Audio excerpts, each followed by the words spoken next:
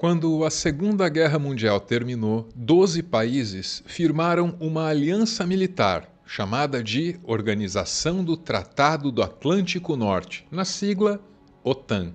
O objetivo inicial era se proteger da União Soviética. Só que a União Soviética desapareceu e essa aliança, que é antissoviética de nascença, não apenas continua por aí, como também cresceu, e cresceu muito. Quando a OTAN surgiu, em 1949, eram 12 países membros. Hoje, são 32. Esse crescimento nunca agradou a Rússia. Quando a Ucrânia parecia tentada a entrar para a OTAN, deu no que deu. I am Ukrainian and this is my car. I am Ukrainian and this is my church. I am Ukrainian and this is my bridge. Mesmo não sendo membro da OTAN, a Ucrânia contou com a ajuda dos Estados Unidos, mas só até março de 2025, quando Trump começou a dizer que a guerra estava cara demais. Ele suspendeu o auxílio e chamou o líder da Ucrânia para a Casa Branca, para dar a má notícia pessoalmente.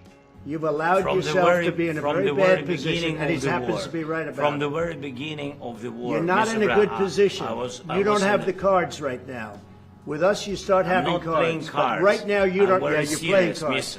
You're playing cards. You're gambling with the lives of millions of people. You're gambling with World War III. Desde essa cena memorável, o Trump tem reclamado dos seus parceiros na OTAN. Ele dizia que os Estados Unidos estavam gastando demais com os interesses da aliança e que eles pretendiam parar de defender os aliados se os aliados não pagassem a conta também. Basicamente, os Estados Unidos ameaçavam deixar a OTAN se os outros 31 membros não começassem a gastar mais em defesa.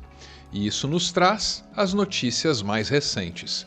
Trump diz que aumento dos gastos com defesa da OTAN para 5% do PIB é uma grande vitória para os Estados Unidos e para o Ocidente. Essa é a BBC. Até então, os membros da OTAN precisavam gastar no mínimo 2% de toda a riqueza que geram num ano em armas. Agora isso sobe para 5%. Somados, os países da OTAN têm um PIB de 54 trilhões de dólares. É muito dinheiro em arma e faz muita diferença para o mundo. No Financial Times, OTAN promete uma retomada histórica do rearmamento em tentativa de conquistar Donald Trump. No caminho dessa promessa da OTAN e da vitória de Donald Trump, só tem um problema: a Espanha, que se recusa a gastar mais com forças armadas. Tem uma pergunta sobre a Espanha. O senhor está satisfeito com a Espanha? Acho terrível o que a Espanha fez. Acho mesmo. É o único país que não quer pagar o valor total, querem ficar nos 2%. Isso é terrível. E olha, a economia da Espanha está indo muito bem. Seria uma pena se alguma coisa acontecesse e essa economia acabasse toda explodida. Eu sou Arvro e esse é o meu textão sobre o mundo que está se armando. Os líderes dos países membros da OTAN estiveram reunidos nos dias 24 e 25 de junho de 2025 em Haia, na Holanda. Essa edição da cúpula da OTAN era apontada como a mais importante desde a Guerra Fria. Antes de embarcar, o Trump tinha lá sua cota de problemas. Ele tinha acabado de anunciar um cessar-fogo entre Irã e Israel. Um cessar-fogo que, naquelas primeiras horas, não estava sendo respeitado por nenhum dos lados. Fico especialmente insatisfeito se Israel está atacando nessa manhã por causa de um foguete que nem caiu em lugar nenhum. Talvez por erro. Eu não estou feliz com isso.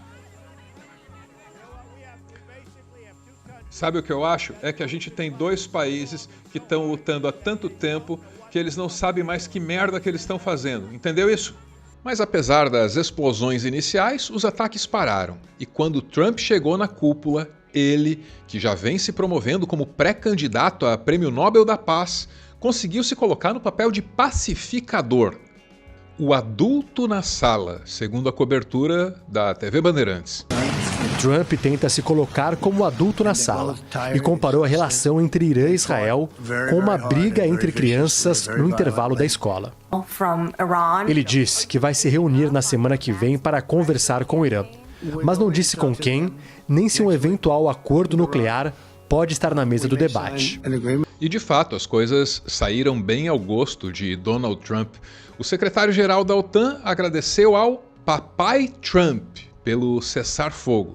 Cessar-fogo que, dizem os especialistas, é frágil, pode não durar muito. Let him fight for about 2-3 minutes, then it's easy to stop him. And then Daddy has to sometimes use strong language to you have to use strong language. Every once in a while you have to use a certain word. I think we have to...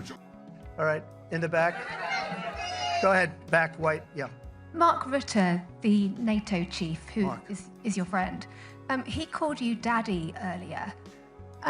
Do you regard your NATO allies as kind of children? No, he likes me. I think he likes me.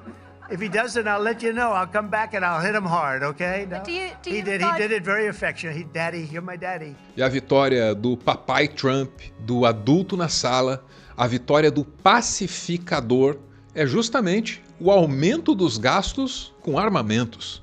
Nesse encontro da OTAN, os países concordaram em aumentar os gastos em defesa e segurança para 5% do PIB. Os integrantes da aliança, a aliança que é responsável pela segurança de 1 bilhão de pessoas, eles têm 10 anos para alcançar a nova meta e esse aumento é uma resposta a uma pressão de Donald Trump, que vinha insistindo que não protegeria os europeus às custas do dinheiro dos contribuintes americanos. Só a Espanha insiste que os cerca de 2% que prometeu já são suficientes. Tem o caso da Espanha. De fato, tem sido uma pedra no sapato de Trump. Numa carta enviada ao secretário-geral da NATO, Sánchez argumentou que o aumento dos gastos militares implicaria desaceleração económica, pressões inflacionistas e cortes em serviços públicos. Uma nova diretriz de despesas só pode avançar com a luz verde de todos os 32 países da organização. Donald Trump já ameaçou várias vezes retirar os Estados Unidos da NATO se não houver um acordo. A solução encontrada até aqui está numa brecha que pode permitir que a Espanha continue empenhando apenas 2% do PIB em defesa. Só que, se esse precedente for aberto, outros países podem querer esse mesmo desconto num futuro próximo. E o Trump, claro, não gosta disso. Tem uma pergunta sobre a Espanha. O senhor está satisfeito com a Espanha? Acho terrível o que a Espanha fez. Acho mesmo. É o único país que não quer pagar o valor total, querem ficar nos 2%. Isso é terrível. E olha, a economia da Espanha está indo muito bem. Seria uma pena se alguma coisa acontecesse e essa economia acabasse toda explodida. Você é da Espanha? Bom, parabéns. Vocês são o único país que não estão pagando. Nem sei qual é o problema de vocês. Acho que isso é uma pena. Mas a gente vai compensar isso. Vamos negociar. Vamos falar do acordo comercial. A Espanha vai ter que pagar o dobro. Tô falando. Eu quero que a Espanha pague. E olha, eu gosto da Espanha, conheço muita gente na Espanha. É um ótimo lugar, com ótimas pessoas. Mas a Espanha é o único país de todos os países que está se recusando a pagar. Esse pequeno problema com a Espanha pode melar os planos do Donald Trump de obrigar os outros 31 países membros da OTAN a gastarem mais e mais com armas.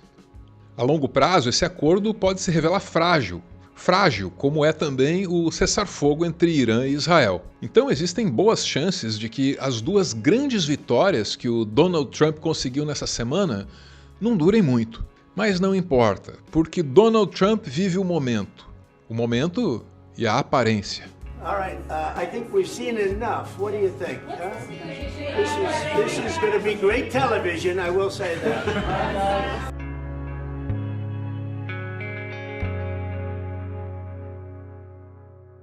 Muito obrigado por ver esse vídeo até o final. Nessa semana, a gente está dando início às atividades da nossa comunidade, nosso clube de canais, um passo muito importante para garantir a viabilidade desse projeto. Quem participa, agrega com o conteúdo aqui no finalzinho. Hey, listen! Ninguém compra arma para não usar. A verdade é essa.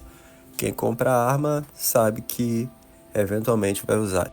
Morando aqui, estando mais perto de tudo que acontece, é de alguma forma reconfortante que saber que pelo menos os países aqui estão se preparando pro, vamos dizer assim, entre aspas, pro pior, né? Infelizmente é uma dualidade de sentimento que a gente acaba tendo morando aqui. Acho que é a primeira vez que a gente vê um chefe de Estado ameaçar de forma tão clara um país aliado, né, um país signatário da OTAN. Ele chega e fala, seria uma pena se a economia deles explodisse. And that economy could be blown right out of the water with something bad happening. Ou seja, ele está dizendo que se a Espanha não aderir aos 5%, que é um absurdo em termos de paz, segurança e armamento, que ele vai tomar ações para, vamos dizer assim, dinamitar a economia espanhola. So we'll make it up. You know what we're going to do? We're negotiating with Spain on a trade deal. We're going to make them pay twice as much. Quem vende arma, né? Estados Unidos vende arma, Israel vende arma, enfim. As nações que vendem armas, elas vão acabar aquecendo suas economias de alguma forma aí com esse aumento bélico. Então, acho que acaba tendo esse outro viés aí também, né? Eu passei a década de 80, que a gente ainda estava na Guerra Fria, que eu era adolescente, com medo do inverno nuclear. E aí a Guerra Fria acabou e esse sentimento sumiu lá dentro de mim. Mas hoje em dia esse sentimento ressurge. Eu não sei bem descrever o que ele é, mas... Bom, eu tenho certeza que não é. E eu me reservo a última palavra, que é a mesma de sempre, né? 2 namorados olhando o céu chegaram à mesma conclusão. Mesmo que a Terra não passe da próxima guerra, mesmo assim, valeu. Valeu encharcar esse planeta de suor, valeu esquecer as coisas que eu já sei de cor. A última palavra. Valeu.